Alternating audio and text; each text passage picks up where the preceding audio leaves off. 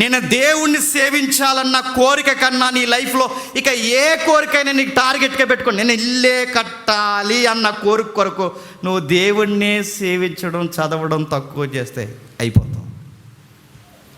నేను ఉద్యోగం కొట్టాలన్న టార్గెట్ మంచిదే, కానీ ఆ ఉద్యోగం కొట్టాలన్న టార్గెట్ కొరకు ఈయన సేవించడం తగ్గించావో అయిపోతావు. గుర్తుపెట్టుకో. డబ్బులు దాయాలి, ఎవరిని చేదాటకూడదు, మంచిదే దాయి, కానీ డబ్బే పిచ్చెక్కి ఆ డబ్బు కొరకే పిచ్చి పిచ్చి వ్యవహారాలు చేసి ఆయన సేవించడం తగ్గించావో డబ్బు ఉరుతాడవద్దు. గుర్తుపెట్టుకో. కోరికలు మంచివే, ఆ కోరిక దేవుణ్ణి సేవించాలన్న కోరిక కన్నా ఎక్కువైతే నీ కోరిక నేను చంపేస్తాను. సొలొమోనుకు డబ్బు వచ్చింది, బంగారం వచ్చింది. లలిత జ్యువెలరీ అని ఎలాగంటాడు, డబ్బులు ఊరకే ఎవరికి రావు అని. నేను మాట చెప్పిన, సొలొమోనుకి బంగారం ఊరకే వచ్చింది, ఊరకే. ఆయనకి డబ్బులు ఊరకే రావన్నాడు ఆ గుండె అయినా. నేను సొలొమోనుకి ఊరకే తెచ్చేవారండి, నెంబర్ 1 గోల్డ్ ఊరకే. బంగారం తెచ్చారు, ఎండు తెచ్చారు, వజ్రాలు తెచ్చారు, వైడూర్యాలు తెచ్చారు, విలువైన వస్తువులు తెచ్చారు, నెమలు తెచ్చారు, ఏనుగు దంతాలు తెచ్చారు. ఆయనకి కావాల్సిన ఎంత తెచ్చారు అని అడుగుతాను. ఎంత కోరిక ఎందుకు వచ్చింది? ప్యాలెస్లు కట్టాలన్న కోరిక వచ్చింది. ఇల్లు కట్టుకోవాలనుకున్నాడు, భవంతులు స్థాపించాలనుకున్నాడు, మంచి భోజనాలు తినాలనుకున్నాడు, పెళ్ళిళ్ళు చేసుకోవాలనుకున్నాడు, డబ్బులు దాచుకోవాలనుకున్నాడు. నాకున్నంత డబ్బు ఇంకెవరి దగ్గర ఉండకూడదు అనుకున్నాడు. యెహోవాను సేవించడం పక్కన పెట్టాడు, పోయాడు. నేను మళ్ళీ చెప్తున్నానండి, ఒక్కసారి వాక్యం చదవడం మానేస్తే మనం ఏం చేస్తున్నామో కూడా మనకి ఏమీ అర్థం. వద్దన్నది చేశాడు, వద్దన్నది చేశాడు. మొదటి రాజుల గ్రంథం 3వ అధ్యాయం చూడండి. మొదటి రాజుల గ్రంథం 3వ అధ్యాయం 1వ వచనం చూడండి.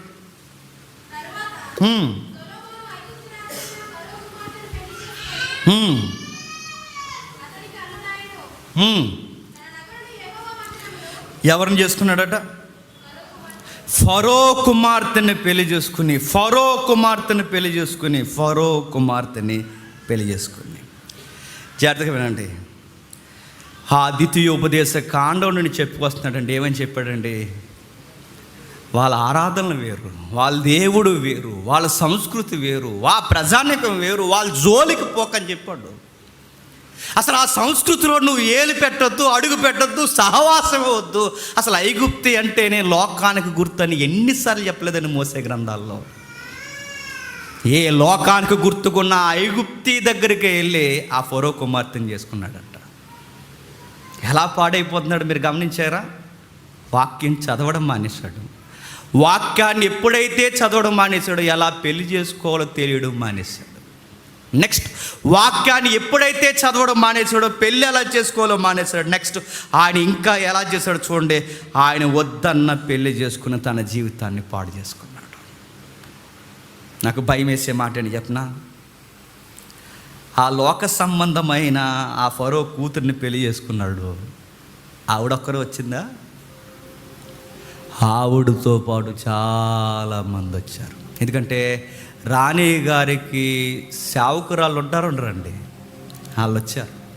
ఒక మాట చెప్పాలంటే ఐగుప్తి యొక్క సంస్కృతి సగానికి సగం ఎవరింటికి వచ్చిందో తెలుసా? సొలొమోను ఇంటికి వచ్చిందండి. సొలొమోను పెళ్ళి, నేను మళ్ళీ చెప్తున్నాను, పెళ్ళిళ్ళకి దారితీస్తుంది. నేను చూసిన వాళ్ళు నేను చాలామంది చెప్తున్నాను, పెళ్ళి తర్వాత వాళ్ళ జీవితం వేరు, పెళ్ళికి ముందు వాళ్ళ జీవితం వేరు. నేను చూసిన వాళ్ళు చెప్తున్నాను.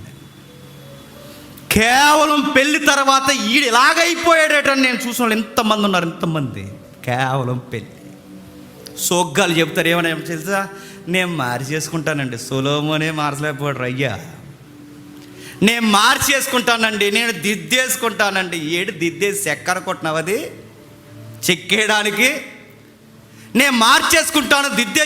ఏం మార్చేసుకుంటావు? ఒక లోక సంబంధిని, ఈ లోకం కోసం బతికే ఒక వ్యక్తిని నీ జీవిత భాగస్వామిగా తేవద్దని దేవుడు సొలొమోనుకి చెప్పాడు. యెహోవా కొరకు పాట పడుతుందా మనిషి? ఐగుప్తి కూతురు యెహోవా కొరకు పాట పడుతుందా? ధర్మశాస్త్రం చదువుతుందా? ఏమన్నా చేస్తుందా? ఏమీ చేయదు. మరి ఎందుకు చేసుకున్నావు? వాక్యం చదవడం మానేస్తావు, రాజకీయ పొత్తుల కొరకు చేసేసుకున్నావు అంతే. కొంచెం చేసుకుంటే చేసుకున్నావు. ఈవిడొక్కరే ఉందా? కింది వచ్చి నేను చెప్తున్నాడు, ఇంకా చాలామందిని చేసుకున్నాడట. ఆవిడుండగా ఈవిడెందుకు ఆవిడెందుకు, ఎందుకు వీళ్ళందరూ అంటే ఇంకేం తెలియదు. చేసుకున్నాడు అలా. నేను ఒక మాట్లాడుతున్నాను, చెప్పండి. సొలొమోన్ని దేవుడు వచ్చి కొట్టాడండి? కొట్టలేదండి. సొలొమోన్ని దేవుడు వచ్చి తిట్టాడా? పనికిమాలిన పనులు చేస్తున్నావు అన్నాడా? అనలేదండి. బాగా వినండి, నాకు ఇది రాత్రి చాలా భయం వేసింది. సొలొమోన్ దగ్గరికి వచ్చి చంపుతాను నేనేమనుకుంటున్నావు, ఇలాంటి పనులు చేస్తున్నావు అన్నాడా? ఏమనలేదండి. దేవుడు ఇలాంటి వ్యక్తులకి బైబిల్ చదివి ఒకరోజు బైబిల్ చదవడం మానేసే వారికి దేవుడిచ్చే అతిపెద్ద శిక్ష ఏంటో చెప్పనా? ఇంకేం అండాలో వదిలేస్తాడంతే. అలా దొల్లు, అందులో పడి దొల్లరాని ఇంకా అలా వదిలేస్తాడంతే. నువ్వు దొల్లి పొరలాడి పో, ఇంకా అలా వదిలేస్తాడంతే. దేవుడిచ్చే అతిపెద్ద శిక్షల్లో శిక్ష ఏంటో చెప్పనా? ఇంకేమండండి. ఇంకా మనం అనుకుంటే వీడికి ఏమవుతుంది, ఆడికి ఏమవుతూ, ఆడినేమండు దేవుడు, ఆడినేమండు.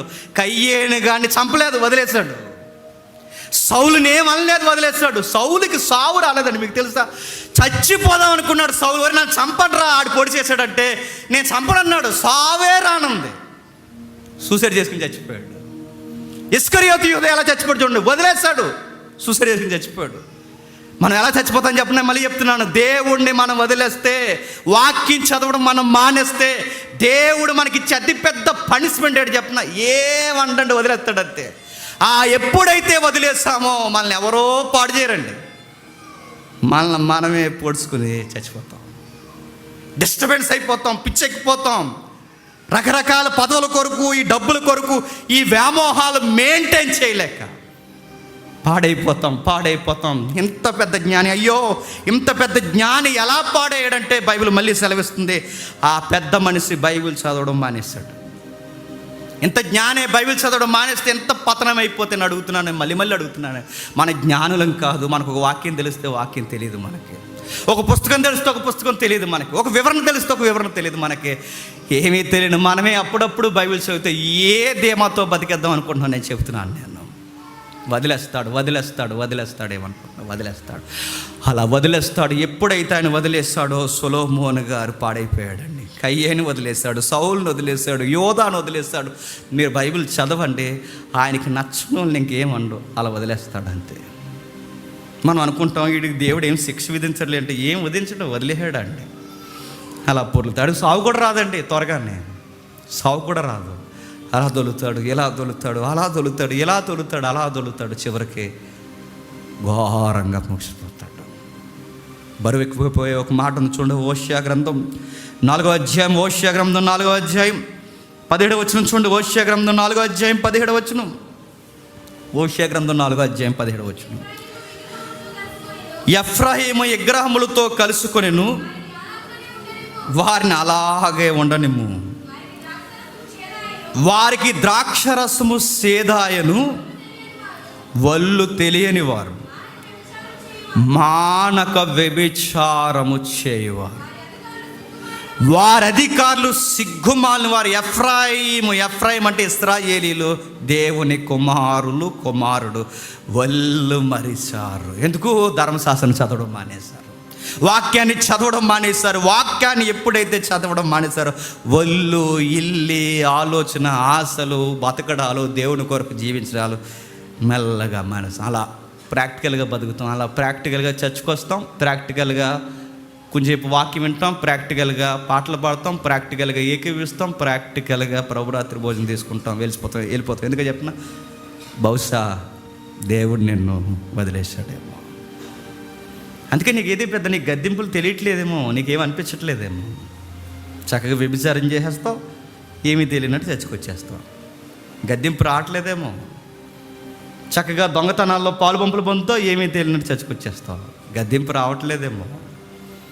అబద్ధాలను ధైర్యంగా బొంకేస్తావు, వ్యభిచారకున్నంత ధైర్యంగా అబద్ధాలు నైస్గా మాట్లాడుతావు, ఏమీ తెలియనట్టు చచ్చుకొచ్చేస్తావు. బహుశా నీకు ఏం చేయంకుట్టినట్టు ఇక్కడ వాక్యం నీకు అనిపించట్లేదంటే, కయ్యేని వదిలేసినట్టు, సౌలుని వదిలేసినట్టు, యోధాను వదిలేసినట్టు, సొలొమోను వదిలేసినట్టు వదిలేసాడంటావా? అందుకే నీకు ఆ నొప్పి అనిపించట్లేదా? నీకు బాధ్యత, నా లైఫ్ ఒకప్పుడు ఎలా ఉండేది, నా గ్రాఫ్ ఇలా తగ్గింది ఏంటని అసలు నీకు ఆ గ్రాఫ్ నీకేం కనిపించట్లేదా? జాగ్రత్త చెక్ చేసుకో. హోషేయ గ్రంథం 13వ అధ్యాయం 9వ వచనం చూడండి, ముగించుకుందాం. 13వ అధ్యాయం 9వ వచనం త్వరగా. ఇశ్రాయేలు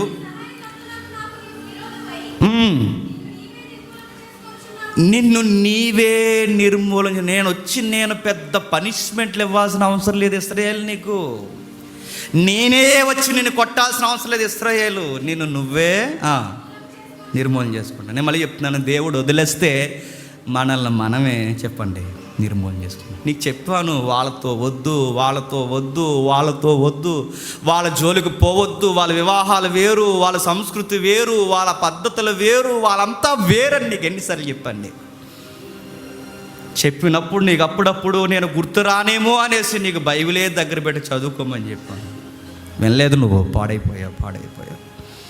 దేవుడు మనల్ని కూడా తిడుతున్నాడు. ఎప్పుడు గుర్తుపెట్టుకోండి, చర్చకు వచ్చినప్పుడు దేవుడు మనల్ని తిట్టాలండి, అది కోరుకోండి, తిట్టాలండి.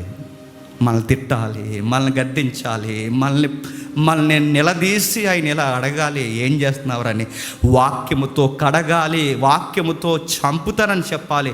ఆయన స్వరం నీకు ప్రతి వారం నేరుగా వచ్చి నీతో మాట్లాడాలి. గుర్తుపెట్టుకో, ఆయన గద్దించాలి, ఆయన తిట్టాలి. ఈ వాక్యాలు ఇదిగో ఇక్కడ ప్రసంగికుడు మాట్లాడుతున్నప్పుడు నిన్ను రోజుకి గద్దించి నిన్ను రోజుకి తిట్టాలి దేవుడు, నన్ను తిట్టాలి దేవుడు. గుర్తుపెట్టుకో, అది కోరుకోండి. ఒకరోజు నేను మళ్ళీ చెప్తున్నాను, ఒక రోజు వస్తుంది ఆయన గద్దింపును వినలేదో, ఒక రోజు వస్తుంది ఆయన స్వరాన్ని నువ్వు పట్టించుకోలేదో, ఒక దినం వస్తుంది. ఈ మాట మీరు ఎప్పుడు మీ జీవితంలో జరగకూడదని నేను కోరుకుంటున్నాను. ఒక దినం వస్తుంది, ఆ దినము యెహోవాను ఎంత ఎతికినాను నీకు కనబడ్డో దొరకడు. గుర్తుపెట్టుకో, ఆయన గద్దింపులు నీకు రావు. గుర్తుపెట్టుకో, ఆయన గద్దింపులు నీకు ఇంకెప్పుడు దొరకవు. ఆయన గద్దించినప్పుడు విను, ఆయన గద్దించినప్పుడు నిలబడు, ఆయన స్వరం వినబడుతున్నప్పుడు గౌరవించు. గద్దించినప్పుడు గద్దించినోడినే తిట్టుకుంటున్నావా? గద్దించినప్పుడు స్పీకర్కే పేర్లు పెడుతున్నావా? గద్దించినప్పుడు నన్ను కాదులే అని ఏదన్నా సమర్థింపులు నీ హృదయం నీకు చెబుతుందా? నేను మళ్ళీ చెప్తున్నాను, ఒక దినం వస్తుంది, ఆ రోజు ఆయన స్వరం విందాం అనుకుంటావు, నీకు వినబడతావు. ఒకరోజు దినం వస్తుంది, ఆయన ఎంత ఎతికినాను నీ దేవుడు నీకు ప్రత్యక్షము కాడు. ఆ రోజులు ఎవరికి రాకూడదండి, ఆ రోజులు ఎవరికి రాకూడదు. సామెతల గ్రంథం చూడండి, సామెతల గ్రంథం 1వ అధ్యాయం ఎంత బాగా రాశాడు చూడండి. సొలొమోను గారు ఆయన బాగున్నప్పుడు ఎంత బాగా రాశాడు చూడండి. సామెతల గ్రంథం 1వ అధ్యాయం 22వ వచనం చూడండి. సామెతల గ్రంథం 1వ అధ్యాయం 22వ వచనం నుండి, జ్ఞానము లేని వారులారా మీరెన్నాళ్ళు జ్ఞానము లేని వారుగా ఉందురు, అపహాసకులారా మీరెన్నాళ్ళు అపహాసము చేస్తూ ఆనందించెదరు, బుద్ధిహీనులారా మీరెన్నాళ్ళు జ్ఞానము అసహించుకొందురు. నా గద్దింపు విని తిరుగుడి, ఆలకించుడి. నా ఆత్మ మీ మీద కుమ్మరించదును, నా ఉపదేశం మీకు తెలియజేసేదను. నేను పిలవగా మీరు వినకపోతుంది, నా చెయ్యి చాపగా ఎవరినూ లక్ష్య పెట్టకపోతుంది. నేను చెప్పిన బోధ ఏమీ మీరు వినక త్రోసివేస్తుంది. నేను గద్దెంపగా లోబడకపోతుంది. కాబట్టి మీ అపాయము మీకు కలిగినప్పుడు నేను నవ్వెదను, మీకు భయం వచ్చినప్పుడు నేను అపహాసం చేస్తున్నాను. నేను మళ్ళీ అడుగుతున్నానండి, మన వాడు ఎటకారం చేసినా, వీడు ఎటకారం చేసినా, వాడు ఎటకారం చేసినా, వీడు మన మీద ఫేస్బుక్లో యూట్యూబ్లో ఎన్ని నెగిటివ్ కామెంట్లు పెట్టినా పర్లేదు, కానీ మన ఎదుటోడు ఎవడ చూసి మనం నవ్వునా పర్లేదు, కానీ ఒకరోజు రాకూడదండి, దేవుడే మనల్ని చూసి నవ్వాడో ఇంతకన్నా ఘోరమైనది ఇంకేది లేదండి. ఆ రోజు రాకూడదు. మళ్ళీ చెప్తాను, ఒక దేవుని దైవజనుడిగా, మీ కుమారుడిగా, మీ సహోదరుడిగా, ఒక అన్నగా, తమ్ముడుగా, మీ బిడ్డగా నేను చెప్తున్నాను, దేవుడు ఎప్పుడు మనం చూసి నవ్వకూడదు. నీకు అలాగే జరగాలరా అనుకోకూడదండి. ఆయన ప్రేమించిన కుమారుణ్ణి గద్దిస్తాడు, ఆయన ప్రేమించిన కుమారుణ్ణి ఆయన రోజుకి రే జాగ్రత్తరా అని చెప్తాడు. ఆ చెప్పినప్పుడు మారు. నేను ఇష్టపడి చెప్తున్నాను, ఈ ప్రసంగం ద్వారా చెప్తున్నాను, ఈ వాక్యం ద్వారా చెప్తున్నాను, ఇదిగో ఈ పాట ద్వారా కూడా చెప్తున్నాను, నీ స్నేహితుల ద్వారా చెప్తున్నాను, ఆత్మీయుల ద్వారా చెప్తున్నాను, మారు. నువ్వు మారలేదో నేను మళ్ళీ చెప్తున్నాను, పతనమైపోతావు. మనం ప్రేమించినప్పుడు ఆయన పక్క నుండి బాధపడతాడండి, పనిష్మెంట్ ఇస్తూనే ఇక్కడికి ఇలా జరుగుతుందని బాధపడతాడు, త్వరగా బయటికి తీసుకురావడానికి ప్రయత్నం చేస్తాడు. అలా కాకుండా ఇలా రివర్స్ జరగకూడదండి. మనం బాధపడుతున్నప్పుడు ఇక్కడ నిలబడి ఆయనే నవ్వాడు అనుకోండి, ఏమైపోతామండి. సొలొమోను పరిస్థితి అలానే ఉన్నది అన్నట్టు అనిపిస్తుంది.